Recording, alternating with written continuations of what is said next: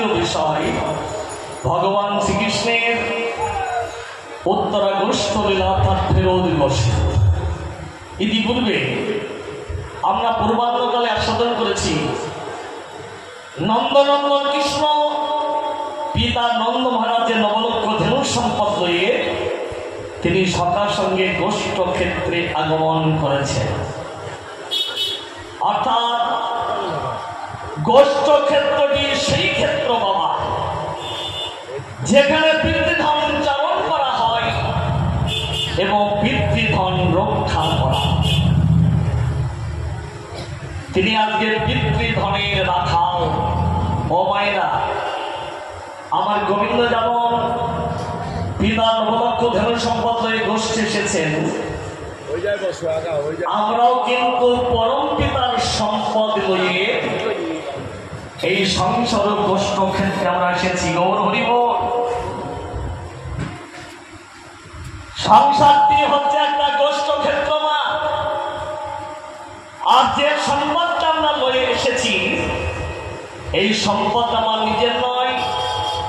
সম্পদটা কার না? সম্পদটা হচ্ছে আমার পরম পিতার সম্পদ। আমার কর্তব্যটা কি না? আমার কর্তব্যটা যার সম্পদ তার সেবাই লাগানো। গৌর হরিব হরিবুল হরিবুল। মহাজন বলেন সেই তো বাপের বেটা বিচক্ষণ যেজন রক্ষা করে পিতৃধন। জগতের পিতা কৃষ্ণ চেনা ভজে বাপ, জন্মে জন্মে পাই সে পিতৃদ্রোহী। মায়েরা বুঝতে পারছেন তো? আরো সহজ করে বলছি, আমি কোন সম্পদ লয়ে এসছি আমরা আমাদের লক্ষ্য করব। যেমন আমি বলি দেহটা আমার, কিন্তু ভক্ত কখনই বলে না এ দেহটা আমার। এই মনে একটা হাম্পিং আসছে, ভক্ত কখনোই বলে না যে এ দেহটা আমার। জানবেন এই দেহটা যেদিন গুরু গোবিন্দ চরণে সমর্পণ করা হয় সেই দিন হতে দেহের অধিকার একমাত্র আমার গুরু গোবিন্দের। আর আমাদের কর্তব্যটা কি না? আমাদের কথা হলো শ্রবণ কীর্তনের দ্বারাই এই দেহটাকে পবিত্র করে এই দেহটা গোবিন্দ সেবার উপযোগী তৈরি করা। গৌর হরিবল হরিবল হরিবল হরিবল। এইটা হাম্পিং আসছে একটু কমান, এই মনিটরটা হাম্পিং আসছে এটা। রাধে রাধে গৌর হরিবল। তাই আমার গোবিন্দ আজকে গোষ্ঠ ক্ষেত্রে এসে সখার সঙ্গে তিনি সপ্ত প্রেমের খেলায় প্রেমে দিয়েছেন। আরে কিবা খেল তো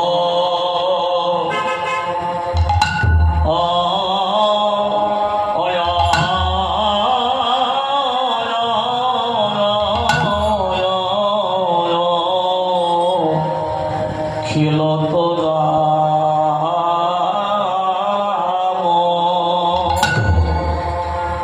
আমার সুন্দর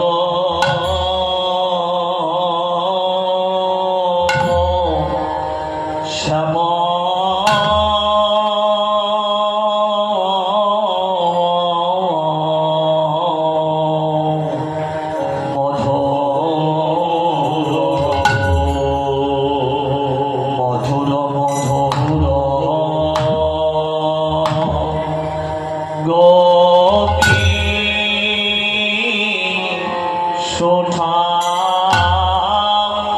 সোঠা মেরে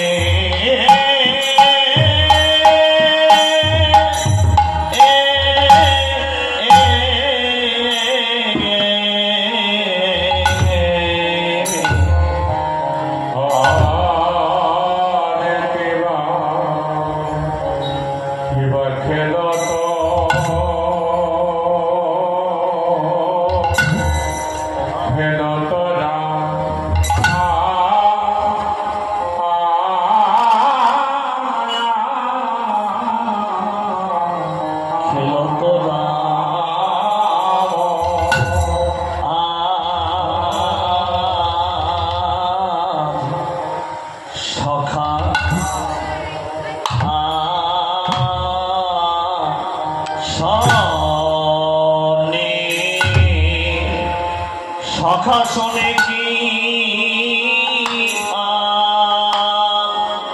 আনন্দ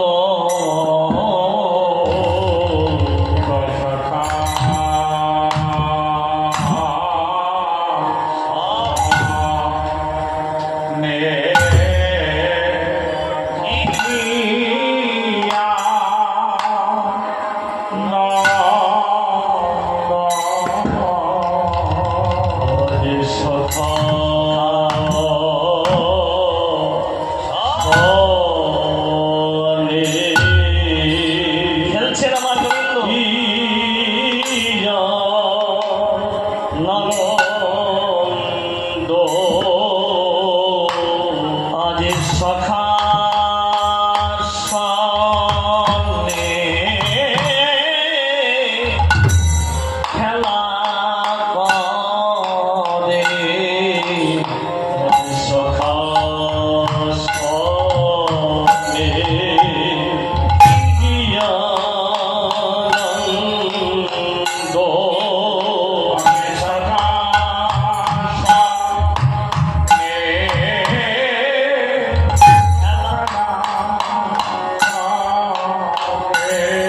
গোবিন্দের জয়ানন্দে বলি সখা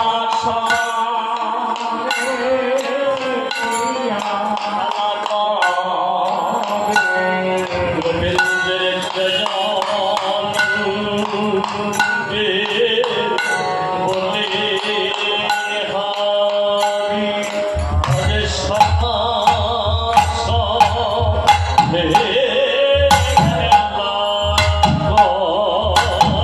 গোবিন্দের জয়ানন্দেরি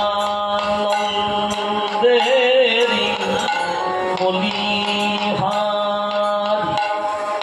আজ সখা সনে খেলা করে গোবিন্দের জয়ানন্দের বলিহার গোবিন্দের আনন্দ আর ধরে না গোয়ারি জয়ানন্দে বলি আনন্দ ধরে না জয়ানন্দে বলি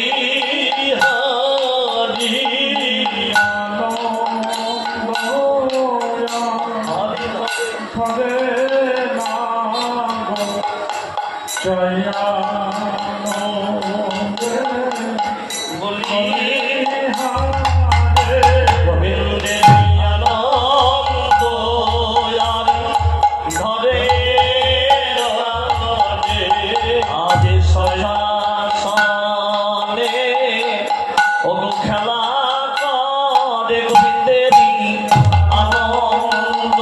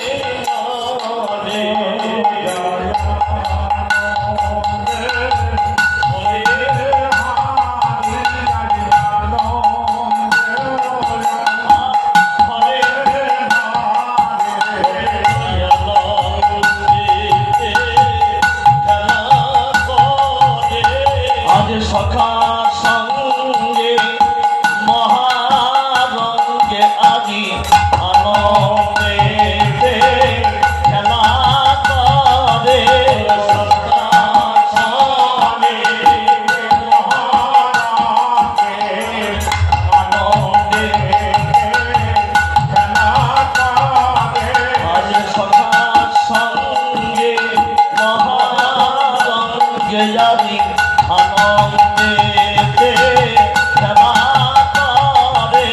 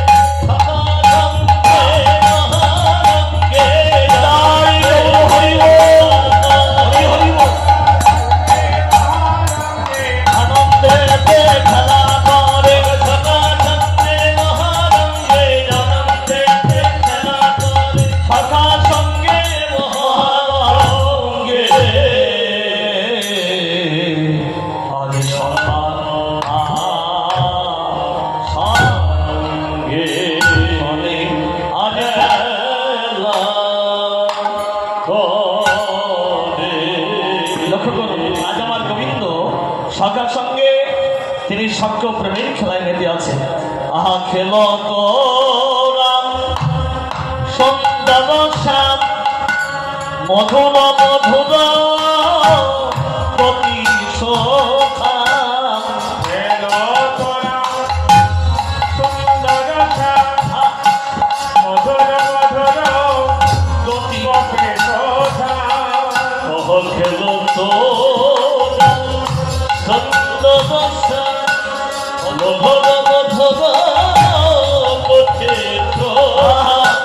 পাচনি কাচনি ক্ষেত্র বেলু পাচনি কাচনি ক্ষেত্র বেলু পাচনি কাচনি মনলি খোদলি জানলি কিবা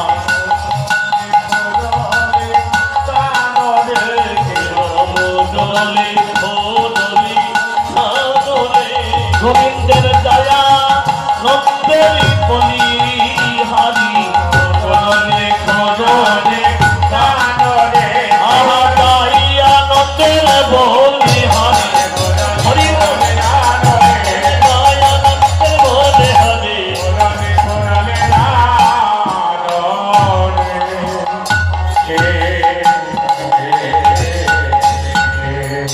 গৌর হরি হরি বল। মায়েরা লক্ষ্য করবেন সখার সঙ্গে খেলছেন ব্রজবনে ইনিকে ব্রহ্ম সংহিতা গ্রন্থে বললেন যে ঈশ্বর পরম কৃষ্ণ সচ্চিদানন্দ বিগ্রহ অনাদিরাদি গোবিন্দ সর্ব কারণ কারণ ইনি হচ্ছেন সর্বকারণের কারণ সর্ব।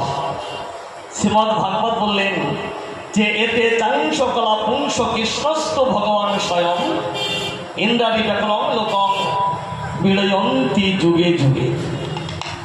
ভাগবত বললেন যে কৃষ্ণই হচ্ছেন স্বয়ং ভগবান, কিন্তু যারা ইন্দ্রিয়াধীন ব্যক্তি তারা জন্ম জন্মও তাকে জানতে পারে না। আর আমাদের চৈতন্য যুগের গ্রন্থ শ্রী শ্রী চৈতন্য চৈতন্যদেব কি বললেন? একই কথা বলেন, সকলেই তাহার কার্য, তিনি মূলাধার। সময়ে সৃজন করেন, আবার সময়ের সংহার। একই ঈশ্বর কৃষ্ণ আসবই বৃত্ত, যার যেমন না চাই সে করে তৈছে নৃত্য। নেতাই গৌর হরি বল।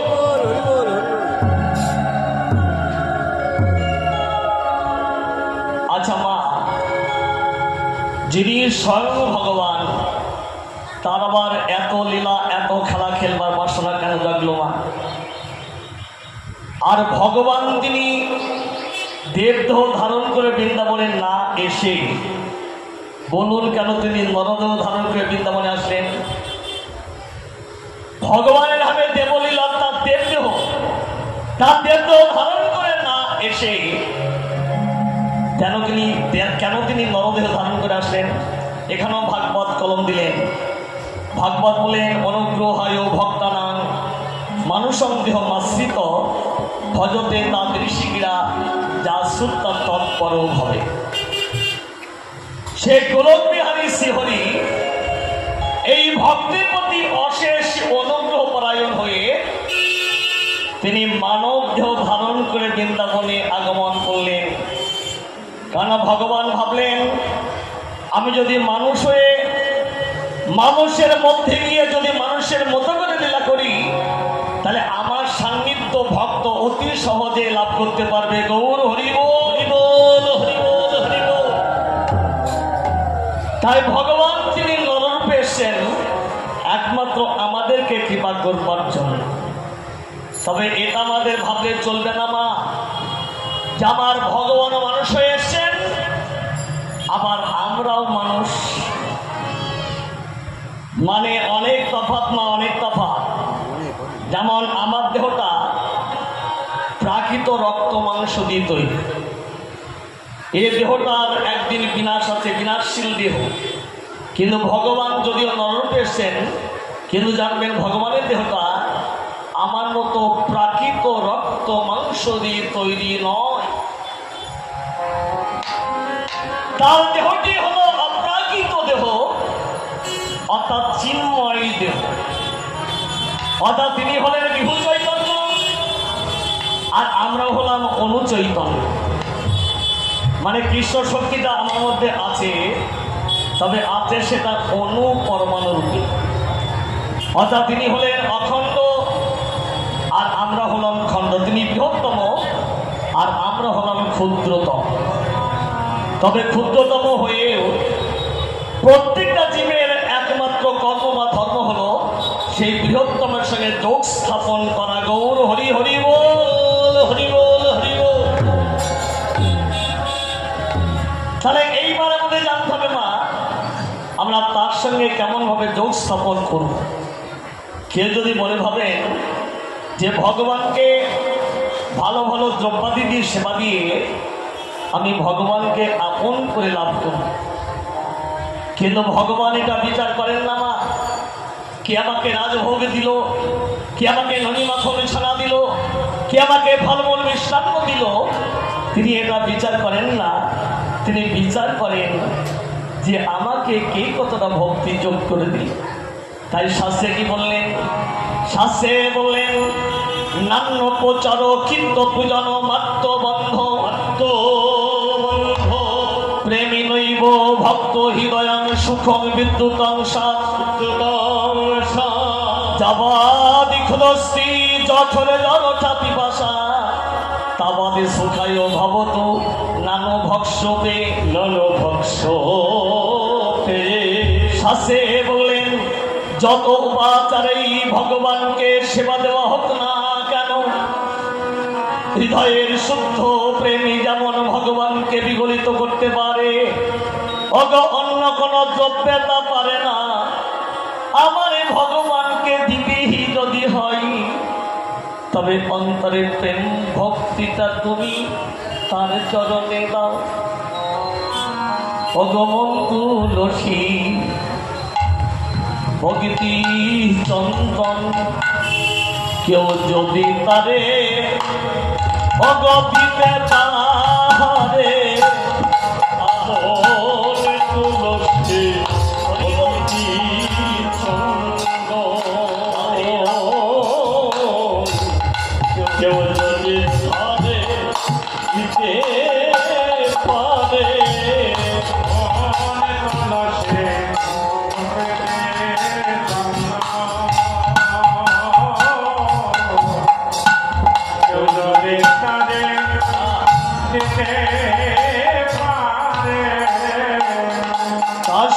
চন্দন শিলারি পরে ঘষতে হয় না বারে বারে চন্দন শিলার পরে শিলার পরে ঘষতে হয় না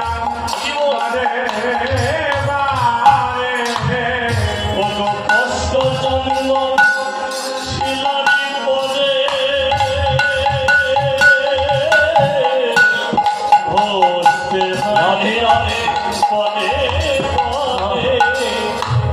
তোমার নয়নের জল তুমি সুখে দাও না তোমার নয়নের জল তুমি সুখে দাও না তোমার নয়নের জল তুমি সুখে দাও না কৃষ্ণ বলে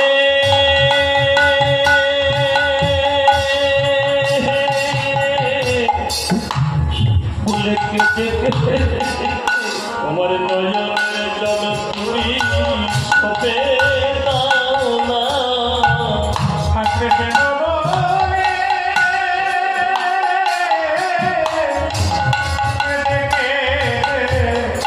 তোমার নয়নের জল তুমি সপে দাও না কৃষ্ণ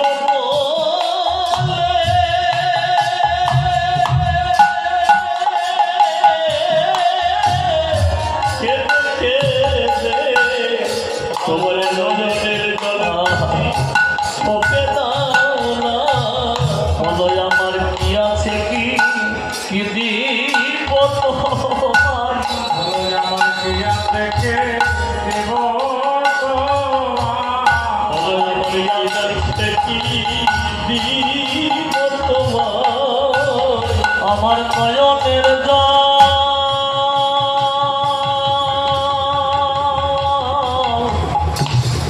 আমি তোমায় দিলাম আমার কি আছে কি দিব তোমার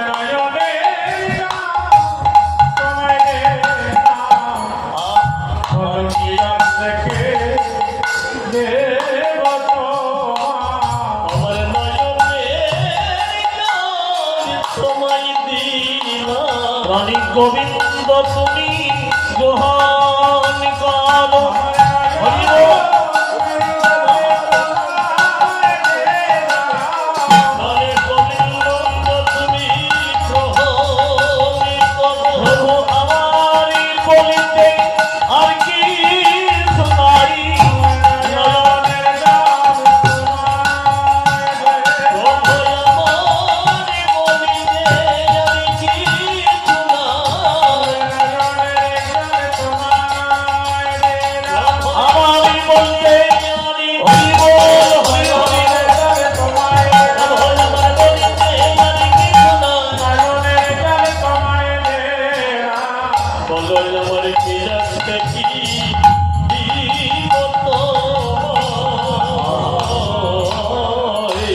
অখণ্ডের সঙ্গে যোগ স্থাপন করা যাবে একমাত্র প্রেম ভক্তির দ্বারাই। তাই শাস্ত্র খুলবেন, সর্বশাস্ত্রেই বলছেন প্রেম প্রয়োজন, ভগবানকে প্রয়োজন, এটা কোনো শাস্ত্রে বলছেন না মা। কেননা ভগবানকে পেলেও পাবে না যদি অন্তরে প্রেম ভক্তি না থাকে, তাকে পেলেও তার মাধুর্যটা আস্বাদন করা যাবে না। গৌর হরি বল, হরি বল। তাই গোবিন্দকে খেলছেন কাদের সঙ্গে?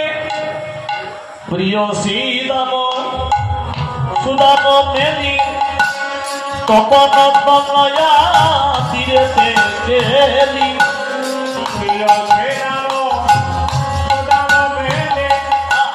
তপন তনয়া তীরেতে গেলি সুদাম মেলি তপন তনয়া তীরেতে গেলি। আমার গোবিন্দের সঙ্গে আছে 24 জন সখা মানে বন্ধু, দ্বাদশটি প্রধান সখা আর দ্বাদশটি উপসখা। এই 24 জন বন্ধুকে লয়ে আমার গোবিন্দ আজকে গোষ্ঠ এসেছে। ও মায়েরা,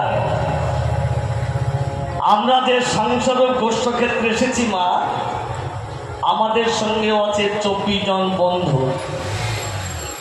24 জন বন্ধুকে না 24টা তত্ত্ব দিয়ে আমাদের দেহটা গঠিত। লক্ষ্য করবেন ভালো করে, মানে কীর্তনটা হচ্ছে আমাদের ভজন, যেন সুরতাল গান বাজনা কেউ ভাববেন না।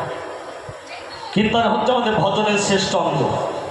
আর শ্রবণ কীর্তনের দ্বারাই ভগবান কিভাবে যত শীঘ্র লাভ করা যায়, তাকে তন্ত্রপাতি দিয়ে সেবা দিলে তার কিভাবে তত শীঘ্র পাওয়া যাবে। তার 24টা তত্ত্ব দিয়ে আমাদের দেহটা গঠিত। বাবা 24টা তত্ত্ব কি কি না? ক্ষিতি অপ তেজ মরুদ বোম, পঞ্চশক্তি পঞ্চভূত। তার সঙ্গে যোগ হয়েছে 10টি ইন্দ্রিয়, 5টি জ্ঞানেন্দ্রিয় এবং 5টি কর্মেন্দ্রিয়। 5 আর 10 কত হলো? 15। তার সঙ্গে যোগ হয়েছে ষড়ঋপু, কাম ক্রোধ লোভ মোহ মদ এবং মাৎসর্য। তাহলে 15 কত হলো? 21।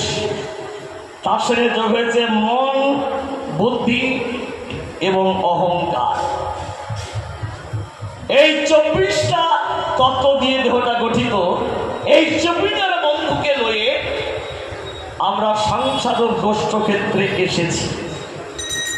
আর এই 24 জন বন্ধুকে বশীভূত করবার জন্যই আমাদের গুরুচরণ আশ্রয় করতে হয়, উপাসনার ঘরে যেতে হয়।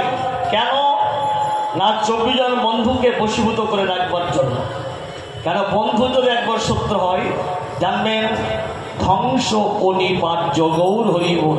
তাই খেলছেন সকার সঙ্গে প্রিয় শ্রীদাম সুদাম মেলি তপন তনয়া তীরেতে গেলি। প্রিয় শ্রীরাম সুদাম মেলি তপন তনয়া বেশি গেলে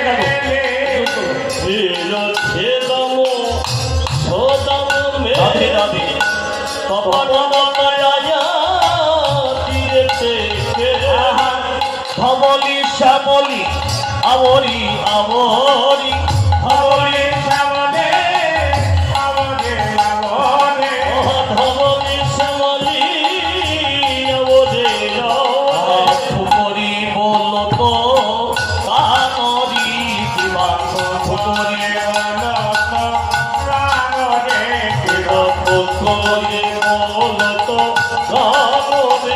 বলে আই ধাবলি আই শ্যামলি উপরে বলত প্রাণরে আই ধাবলি আই শ্যামলি উপরে বলত প্রাণরে আই ধাবলি আই শ্যামলি উপরে বলত প্রাণরে আই ধাবলি আই শ্যামলি।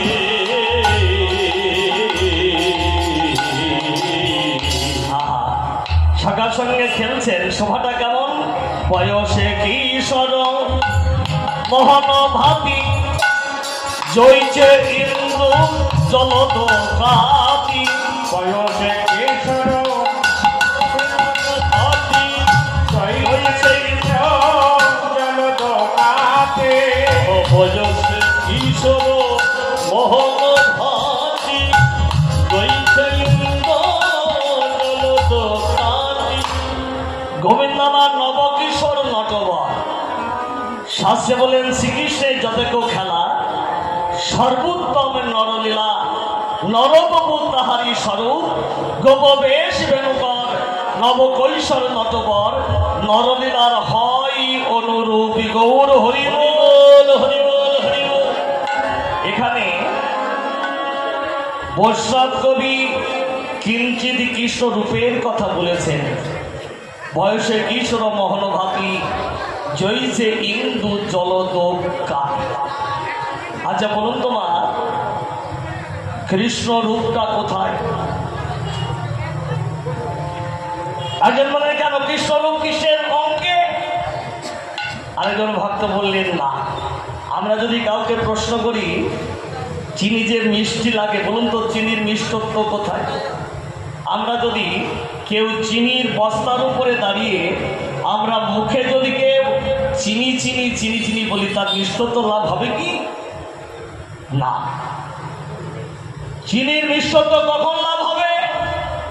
না যখন রসনায় যোগ ঘটানো হবে। মহাজন বলেন কৃষ্ণ রূপটা কৃষ্ণের অঙ্গে নয়, কৃষ্ণ রূপটা হচ্ছে কৃষ্ণ অঙ্গ আর ভক্তের নয়নের সংযোগ স্থানে। রূপ থাকলে রূপ দর্শন হয় না, আবার নয়ন থাকলে রূপ দর্শন হয় না। নয়ন যদি কৃষ্ণ অঙ্গের সঙ্গে যোগে না হয়।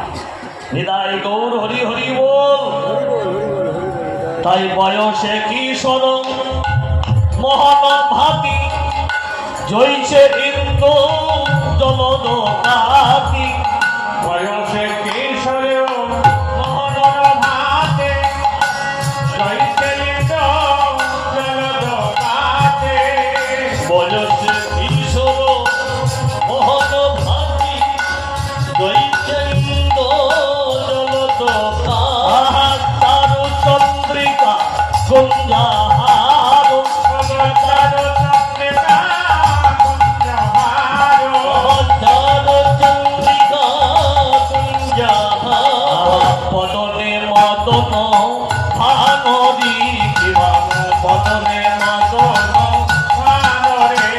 বলি যাই রে সোহারি বলি হারি পদনে যাই রে সোহারি বলি হারি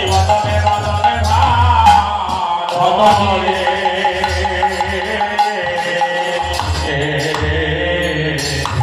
ব্রজবনে খেলছেন ইনিকে আগমনী গম বেদসারি লীলাই করত গঠ বিহার।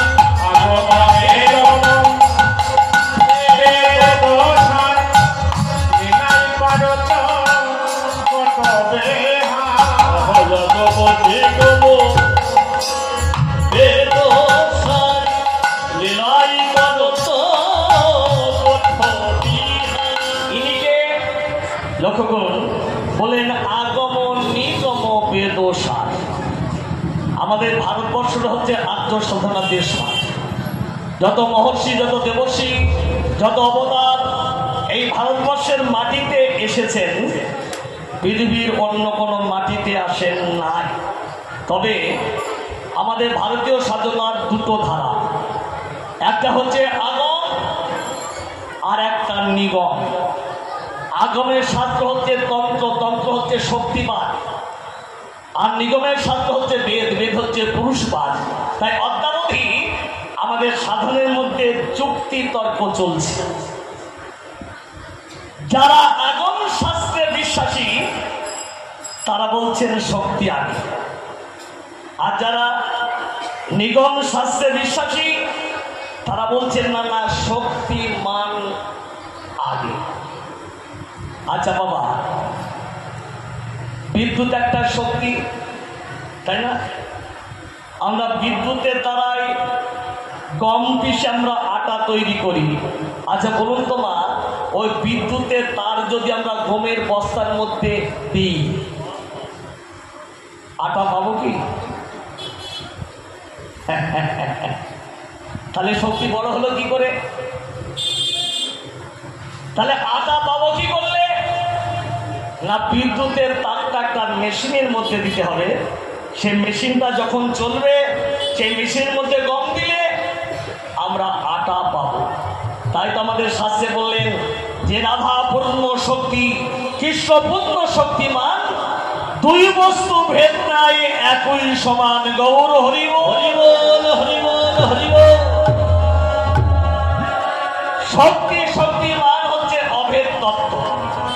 যেমন অগ্নির থেকে অগ্নিদাহিকার শক্তিকে পৃথক করা যায় না, মৃগমদ কস্তুরী থেকে তার গন্ধকে যেমন আলাদা করা যায় না, তদ্রূপ রাধা কৃষ্ণ হইছে সদা একই স্বরূপ। লীলারস আস্বাদিতে ধরে দুই রূপী। গৌর হরিবল। তাই হলেন আগম নিগম বেদধারী, লীলাই করত কোথ বিহার।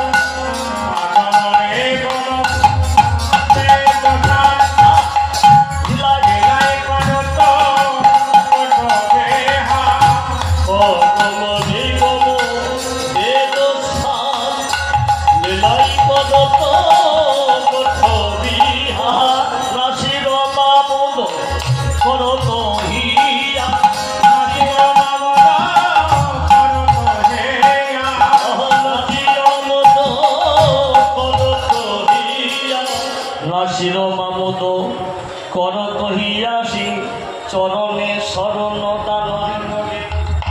উত্তর গোষ্ঠে এই সুন্দর পদাবলীটা লিখেছেন একজন বিধর্মী মুসলমান পদকবি, তার নাম হচ্ছে নাসির মামু। মাগো, আমরা জাতাজাতি নিয়ে হানাহানি মাতামাতি করি, কিন্তু এটা আমাদের সনাতন ধর্মে বললেন না। আমাদের সনাতন ধর্মের আদর্শ হলো যে আমরা কে কোথায় জন্মগ্রহণ করলাম এটা বড় কথা নয়, আমরা কর্মটা কি করলাম সেইটাই হচ্ছে আমাদের বড় কথা। কোথায় আমরা জন্মালাম, কিভাবে মানুষ হলাম ওটা বড় কথা নয়, আমি কর্মটা কতটুকু সুকর্ম করতে পারলাম সেইটাই হচ্ছে বড় কথা। তাই বৈষ্ণব পদকবি নাসির মামুদ কেঁদে কেঁদে বললেন, নাসির মামুদ কর কহিয়াসি চরণে শরণদানরি। আমি তপন বলে যেন পায়ে গেল, যখন বলে জানো আমার পায়ে গেল। আমি যেমন বলে যেন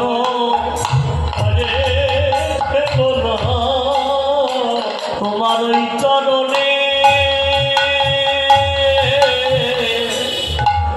আমার আশ্রয় দাও। আমি যমনে বলে যাব পারে এলো না,